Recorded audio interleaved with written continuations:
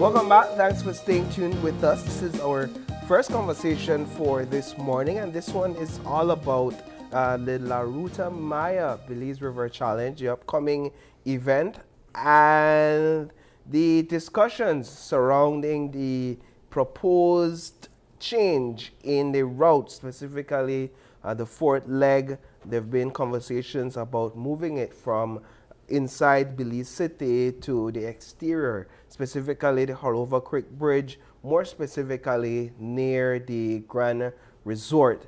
And there's been a lot of mixed feelings about it and mixed conversations. Even we saw online with the poll that we took. And so we have joining us on set this morning the Vice President of the Belize Canoe Association, Mr. Elvin Penner.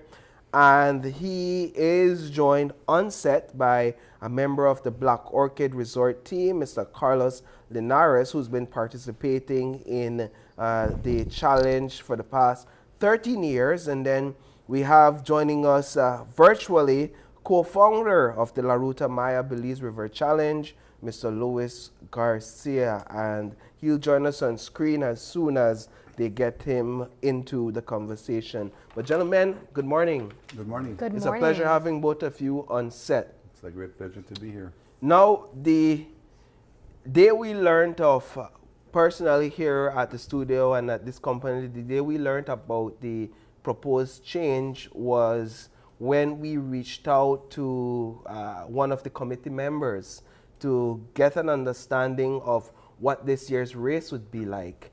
And the committee member, Mr. Roberto Harrison, informed us, among other things, that there were discussions being held to change the route. And since then, it seems as if a lot of people have come out to express their discontent with this proposed change. We've seen the conversation go from boardrooms to street talk. It's been all over, and one of the voices that has weighed in on the conversation is yourself, Mr. Penner, as the Vice President of the Belize Canoe Association. Let's first start there. What is your position on the proposed change? Before I will express my position, which I believe I've expressed in several occasions with regards to on social media, I would like to thank Channel 5, and especially you, Paul. Paul, right? Mm-hmm. That you started this storm, per se. A storm. It is a social media storm. Mm-hmm. The whole topic took social media by storm, especially those people who have a vested interest in the race. So thank you for bringing it to light, because that was the first time I ever heard about a change of route. So thank you very much for having done that. And hence we are here this morning, because we wanted to make sure we would give Channel 5 the first privilege to host us to further the conversation. Because this conversation, although the decision has been made, according to the morning show yesterday on Love FM, it's final. That's what you heard them that's say? What they said. Okay, I missed that. That will not change our fight, I should say, with regards to getting the representation of the paddlers, the sponsors of the teams, and the fans back into this race to where they belong. Yeah. The race started and it was all about them, but it has become about other things. But I wrote down a few notes because it's very important for us to have the facts straight as well. Go ahead. A lot of people on a day-to-day basis when it comes to Ruta Maya, close to Ruta Maya time, first of all, the race is not Belikin or Ruta Maya. That is, if anything boils my blood, that boils my blood. Why? Our company, I can guarantee you, has spent 5 times more in the race La Ruta Maya Belize River Challenge than Belikin has. Yet they name it after Belikin. So that was a change that I don't think saw a lot of attention out there, but a lot of people don't like it, because the race started out as La Ruta Maya Belize River Challenge, and there is a specific meaning behind that race. It's very historical behind the name, very historical. But I want to let the public know that we, the Belize Canoe Association, have zero input in the race, which is La Ruta Maya. Zero. They claim they consult with us. They claim they dialogue with us, which they only do if they're in trouble, if there's a protest. And all of a sudden they need our input because we have been always been active on representing the paddlers. So if they have an issue with the race, who will they come to? The entity that has always represented them. That's when they come. But when we as the Canoe Association advise them on how they should do certain things to improve the race, they don't want to hear it. And this is one of those instances. I think it's the saddest mistake the Ruta Maya Committee has ever made by making this change for reasons that they have presented that I know I say it how it is, but it is pure bull. Yeah. It's pure bull. I want to quickly pause and go to the titling of the River Challenge that you spoke of. You said the Belikin La Ruta Maya Challenge. My understanding is that they would have named sponsors depending on what they contribute. In this case, it would be Bowen. Right. Was this made clear to you guys? I don't think any of the paddlers or any other sponsors were ever consulted, and I'm almost sure they were not consulted when this change came about. But Belikin perhaps was the sponsor that gave them the most gain from all the sponsors. So tying it with Belikin La Ruta Maya will give them the edge to get even more financial contribution from Belikin. Well, this is a part of the nature of this whole thing, of these sort of events. If I could push back a little bit, branding, just to say that this is how branding works, right? So essentially, one could argue that Belikin is in essence, and one could argue, right, an innocent player in this, in that it is their brand that is being associated with it as one of the main and primary sponsors, right? And so arguing names to some, whether it's Belikin, La Ruta Maya, or the La Ruta Maya Belize River Challenge, is inconsequential as much and not as consequential as the decision makers and the sort of decisions that they're making in context of this entire conversation. Well, if we were to take out a page of the professional leagues, Super Bowl, for instance, the championships of the American football, no matter how much Budweiser sponsors, they will never call it the Budweiser Super Bowl or whatever else. Super Bowl is by itself, that entity, NFL is by itself, the trademark that they have to have up front, and they cannot change it. But what they could have done here, what they do in those kind of events is Budweiser becomes the beer of the NFL. Ford could become the vehicle of La Ruta Maya. Belikin could have become the beer of La Ruta Maya. I honestly think that's just a matter of how you want to phrase it, right? We could move on from this because, for example, in basketball, there's a Kia halftime challenge, right? So the name and the brand is directly associated with a portion and a part of it. But I get what you're saying, because traditionally for some people, names hold a significant meaning. And for some people, if we're saying it started as the Belize River Challenge, then let's keep it that way. So I hear what you're saying from that perspective. And I want to quickly bring in now in the conversation Mr. Garcia, because you spoke, Paul, of where it started, right? And we have Mr. Luis Garcia joining us virtually. He is one of the co-founders of the La Ruta Maya Belize River Challenge. Good morning, Mr. Garcia. Thank you so much for joining us. Your mic, maybe your mic is muted. There's your mic. All right, there you go. All right. No. Okay, good morning. Yes. Good morning. Now, I know that you were tuned in with us earlier, Mr. Garcia. And so as we start the conversation, being a part of the founding body of the La Ruta Maya Belize River Challenge, what does this conversation mean to you at this point when we think of the identity that the River Challenge has and the position now that it finds itself in experiencing this type of change? I'll be very brief with you. The Ruta Maya Canoe race started in a meeting at the Big Age office with Orlando and Richard Harrison when they were trying to launch, where they were launching their Vida purified water. That was in 1997, the first discussion that started. I was organizing canoe racings in the Canoe district, Mopan and the Macal River, and into the Belize River. And we were doing canoe racing and cleanup campaigns and getting the communities involved. And when I was called to the meeting, we sat down there and we discussed what about launching the Vida Purified Water with a canoe race.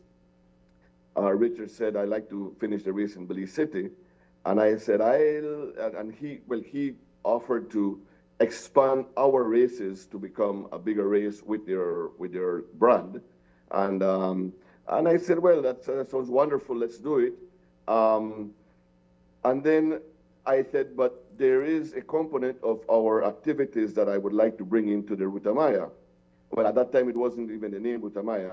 And I said, I like to bring in the environmental aspect of it because that's the reason why we participate in the river. I like to bring in the cultural aspect, which we always bring out with the communities. And then hopefully we can develop a tourism product in this area, or expand the tourism product that was already in the Macal River and expand it to the Mopan and Belize River. And that was what the pillars became for the Ruta Maya. So we started targeting the communities to get involved. I invited all our participants that participated from 1995 to 1997 with our events. And they said, yeah, we would love it, but let's keep the environment, let's get communities involved. And that was the big event, was to get the communities involved, to promote their culture, to look at the environmental impact of the activity, human impact on the river, the negative and the positive, and how can we work together with the communities, with the local governments, and actually target these areas to make it better. So that was the reason why we all joined, or a lot of us at the beginning joined. For the first, second, and third years, we were still planting a lot of trees on the riverbanks. We were doing a lot of poster contests with the villages that live right on the riverbank and the schools. And then the communities started feeling they were being left out because they were offered a lot by the organizers at the time of the event. They were being left out, and they said, well, there has to be something that communities must gain out of this race. And the only thing they could see was doing shingding parties to be able to raise funds, and they really, the event didn't promote anything else. And so the communities felt left out, the participants at the time started being left out. The race became a canoe race, and that is how it actually grew to what it is now. But the whole aspect of the pillars of the race have pretty much died out. No, Mr. Penner, you were making some points, and I just want to continue to give you that opportunity to quickly go back and go through the couple other points that you have.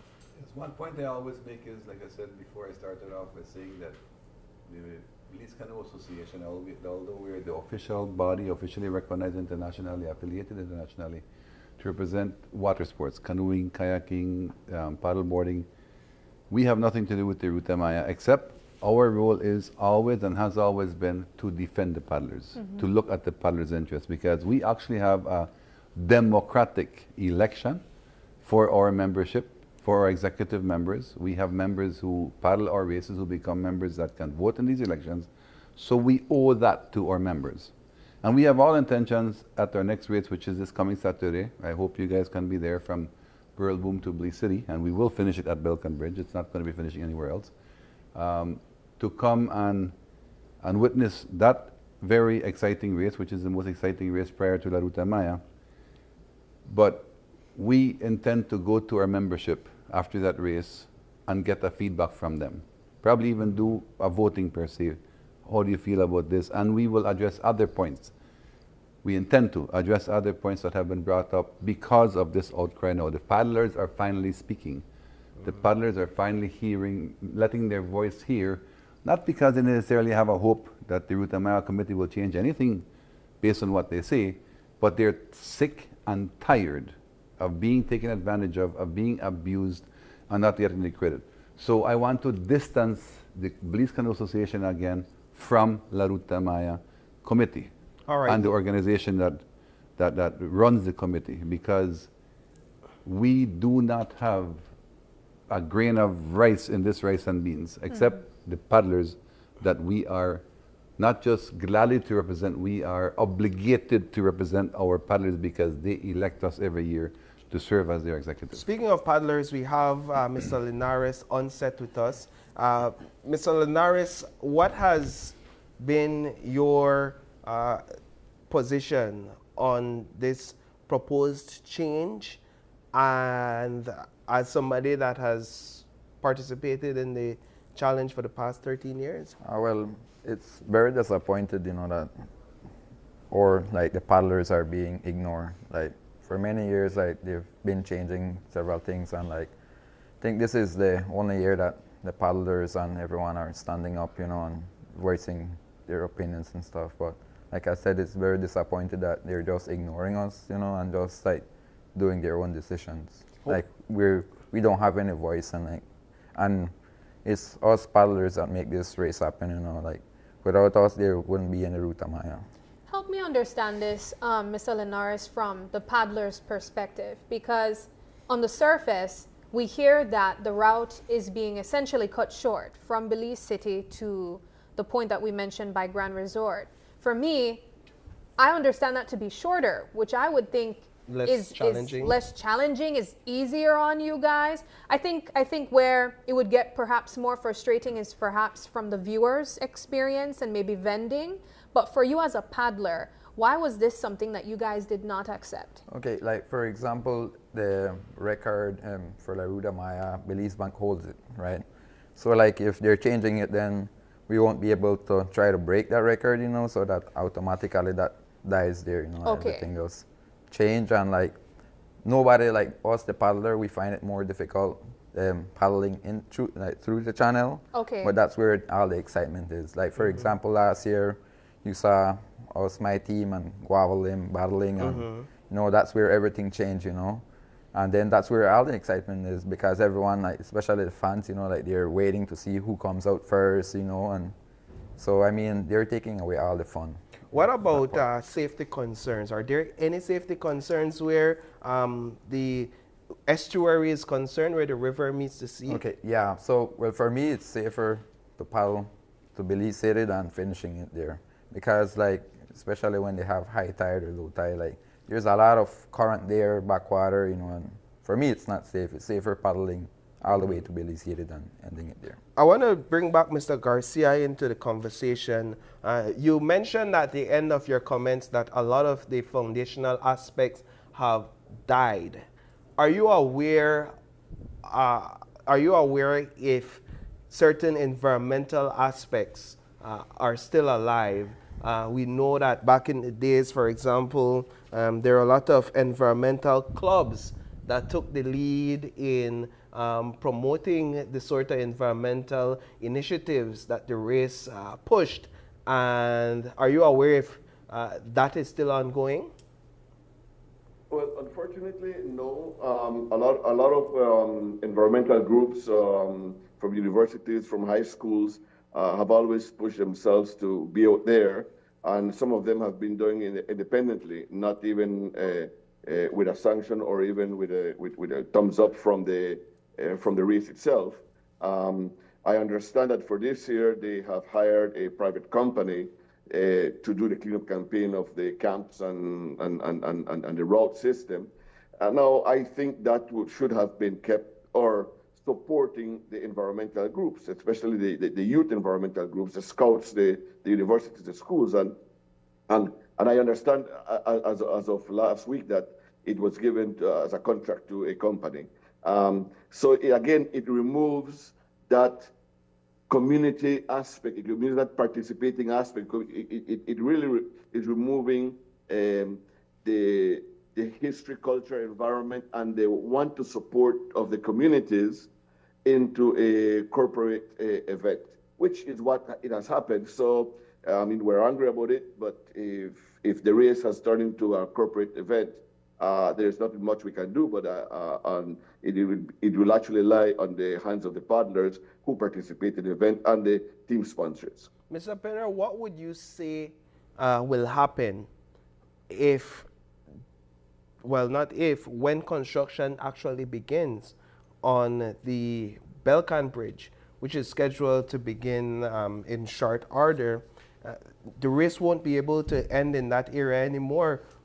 How would you propose they go around this? Wouldn't it require a change in route?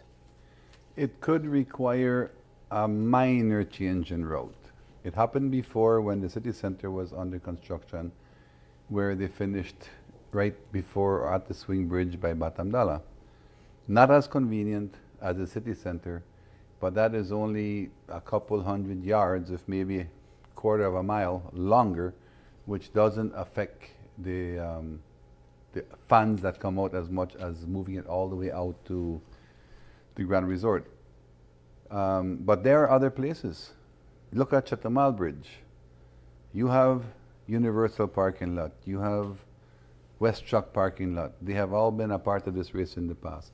You have the big office complex building there, the new building going from here towards Hattieville on the right-hand side.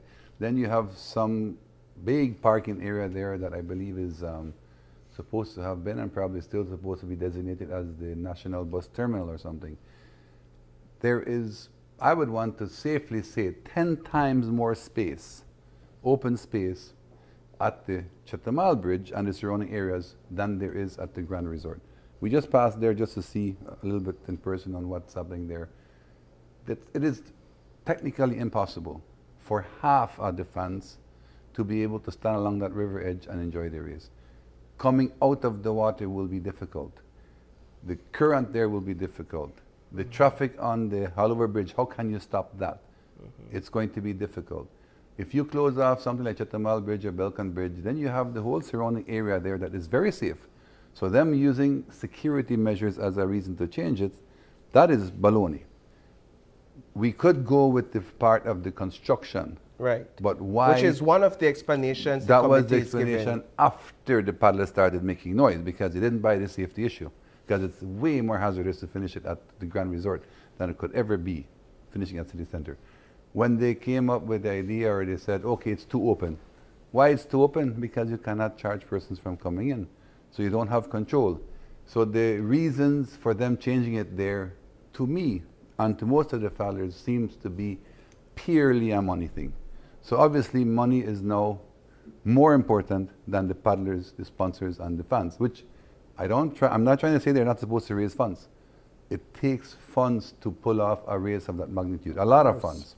Just the sponsorship of a team, I won't say how much is the most we've ever spent as a company, but on an average, we probably spend $25,000 on a team. It is not a cheap sport, but having done so well, and I'm talking about Coupe Sheet Metal, having done so well, winning the race several times, winning almost every single category that there is to win, it did a lot of name branding for us. Right. We got our money's worth out of it. But if you have a team and you're just getting into this race and your team is not in the top 10, you as a sponsor won't get much mention. What I hear you saying, Mr. Linares, is that the paddlers would have wanted to be a part of the conversation, would have wanted to be consulted.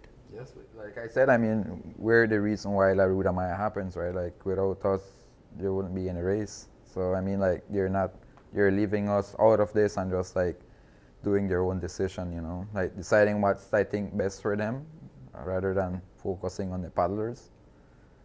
So what happens next? We know that the race will still happen. It has been finalized, the ending location. Are you guys going to take part? Yeah, I mean, it's hard, you know, like, to back off. I mean, like, we've been preparing since October, November, so it's hard for us to just, like, decide on we won't race, you know, but we do have a point that we want to prove for that day of La Ruta Maya, that last stage, you know. We do have a point that we want to prove. What point will you guys prove?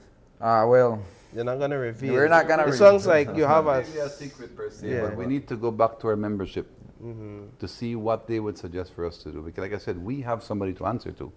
The Ruta Maya committee is self-appointed and they pick who they want. We have asked to be on it, and in exchange we have offered them to be on our committee so that there is more of a togetherness, which has always been refused.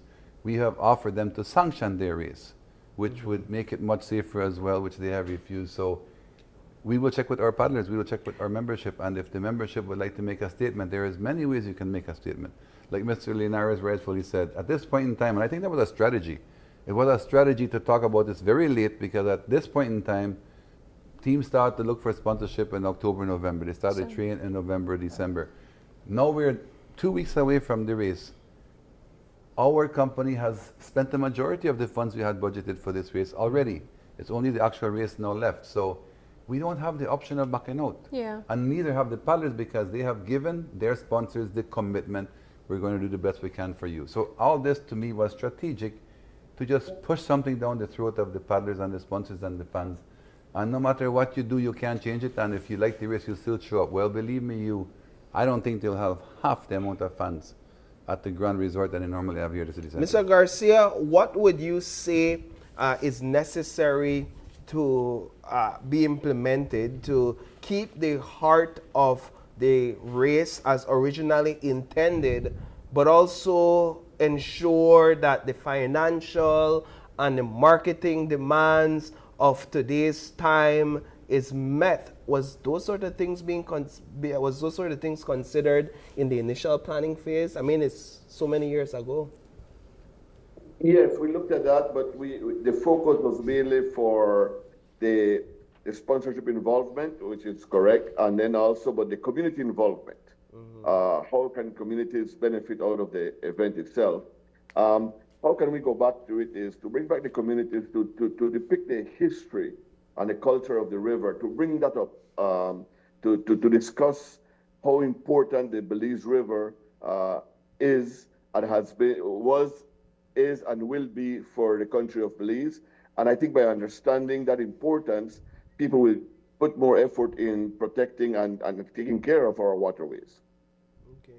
So we have some comments from our Facebook viewers, as well as some commentary that we received yesterday. We did a poll on our Open Your Eyes. Okay, yes. So this is Facebook Live comments. So we have Mr. Marco Acevedo saying, what is disappointing, and this is to the Canoe Association, is the Canoe Association is trying to co-opt a race that they have no input in and dragging paddlers along with them. How do you respond, Mr. Penner? First of all, I will discredit anything that this gentleman posts. He did probably 15 of the pro changing posts, and he got very personal with me. So I'll discredit anything he says. Okay. He is just here trying to ride Love FM's back, I believe. So I have zero respect for that person. Okay, so you're familiar with the I'm familiar with the person. Well, we have one here, I believe it's Bella Mulling saying, I feel like they will keep on paddling until they get to the bridge. That would be diabolical. Okay. I won't respond to that because that is a question we're going to pose to our paddlers on Saturday. All right. As to what Love will be the way forward. And the Ruta Maya committee really put their last nail in their coffin with this one, according to my opinion. We have more comments? No, we had multiple from Mark Acevedo, and that's about it. Yeah. For you, is the safety concern real as well, where the tides and the estuary is concerned? It can be of extreme concern. I did look at the tides, the time of the low tides and high tides during the normal time of the finishing of the race. There may not be a major tide change, so that might save some hazard. But I think you guys also posted a video or showed a video with how the current was when you were there. That is not a nice current to be playing with. And that was in the morning. I was like 11 in the morning. Because this water there's undercurrents, there's surface currents. Then if it gets windy, there's huge waves. It will become, not just finishing the race, there will become a hazard, because I've never yet seen them have sufficient safety boats, especially at the finishing line, where it all finishes in nice calm water here, for them to be able to attend to one or two teams flipping at the same time. Recently, I think somebody drowned there, having fallen off of a jet ski, and couldn't manage to swim in that current. It is extremely dangerous at certain times of the day. We might get lucky and have a glass water like we had this morning when we came in. It was really nice. But the other concern and the bigger concern could very well be the traffic. Space to park. They'll have to park all along the northern or the Philip Goulston Highway, almost from the airport to Belize City for them to get enough space. Mr. Garcia, I just want to bring you back into the conversation once again. As one of the founding members, what would you suggest can be done to reignite that sort of passion and intent that was originally planned for this race?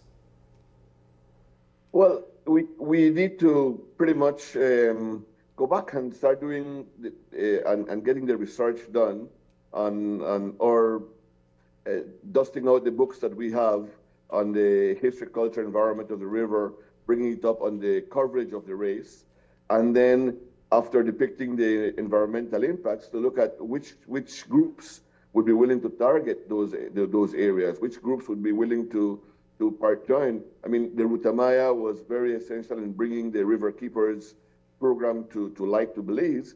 Unfortunately, we lost it 3 years after because it had no impact as what the River Keeper program demanded. So there are ways we can use the race or how the race can support the environment. So it's both ways, and the Ruta Maya was not meant to be a 4 days event. The Ruta Maya was meant to be an all year round river promotion, looking at the impacts of the river, and that's what we tried to do at the beginning, and of course, I think it was on the 6th, 7th year, it started dying out, and it started just becoming a race. And at this point, we are at this juncture where we ask what's next again. We know that the race is coming up, but we do have to wind down this conversation. For you, Mr. Linares, this will be your 14th year of paddling in the River Challenge. What would you hope the legacy to be?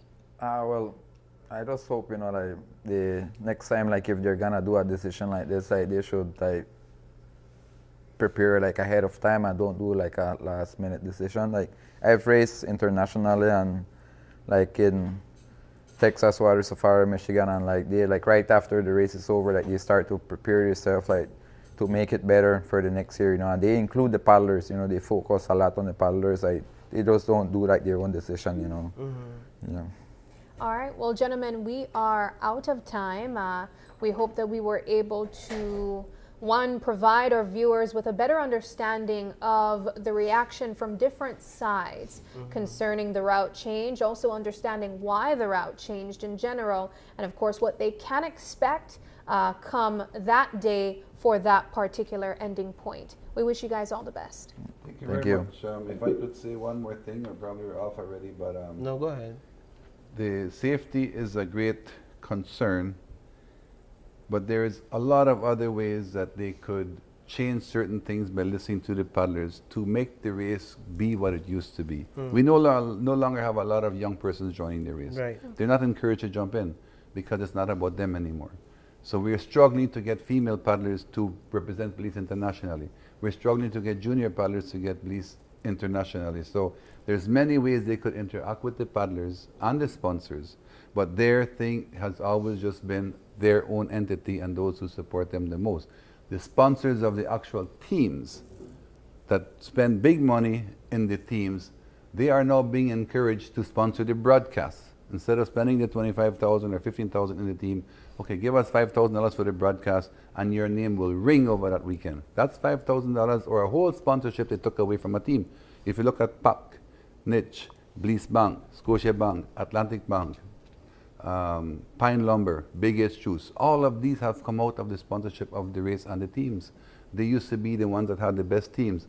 Why? Because the focus has shifted on the broadcasting of the race instead of making the race better. And that is something that I think is vital that they change. Some focus has to be put on back to the sponsors and the paddlers so they get some recognition and some name branding instead of just name branding the persons that give you cash that can keep your company afloat. All right, well, thank you so much, Mr. Penner, Mr. Garcia, Mr. Linares. We do appreciate you all coming on set and sharing some of your concerns publicly more extensively than we do in the newscast, and so we appreciate that. With that, we're going to take another break, and when we come back, we're going to be celebrating legacy with the Baron Bliss Arbor Regatta.